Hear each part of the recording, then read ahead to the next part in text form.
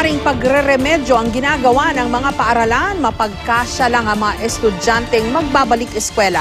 Maliban sa pagkakaroon ng makeshift classrooms, may ilang eskwelahang gagawin na lang daw 3 araw ang pasok ng mga estudyante. May report si Jamie Santos. Maingay pa rin ang pagkondena ng ilang kabataan sa patuloy na pagtaas ng matrikula. Mabuti pa raw na magsara na ang Commission on Higher Education dahil di raw nito napipigilan ng tuition hike. Lalo na sa panahong kabi-kabilang problema ng mga eskwelahan.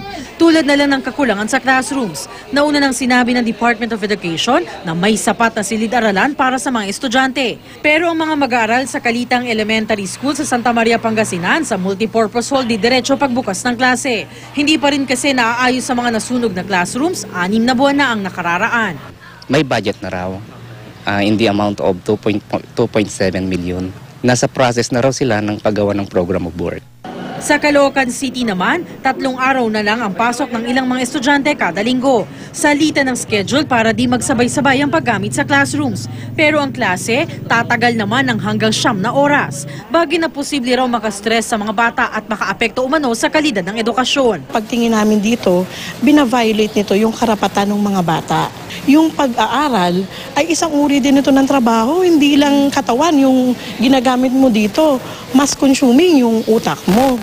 Dumepensa naman ng DepEd. Sa ating mga probinsya, mas mahaba po ang oras na pinapasok ang ating mga anak kasi single shift sila.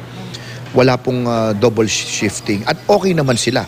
Bukod sa 3-day school week, isa ring tinitignang solusyon ng DepEd ang busing o libreng paghahatid sa mga estudyanteng hindi tinatanggap sa isang paaralan sa dami ng enrollees patungo sa mga eskwelahang may kapasidad pang tumanggap ng mga mag-aaral.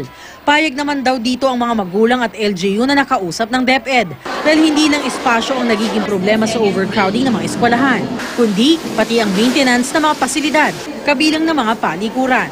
Kaya bahagi ng balik eskwela sa ilang paaralan ang pagtuturo ng wastong paggamit ng palikuran at kalinisan na rin ng katawan. Ginagawa na rin daw ng DepEd ng paraan ang problema sa tubig ng ilang eskwelahan.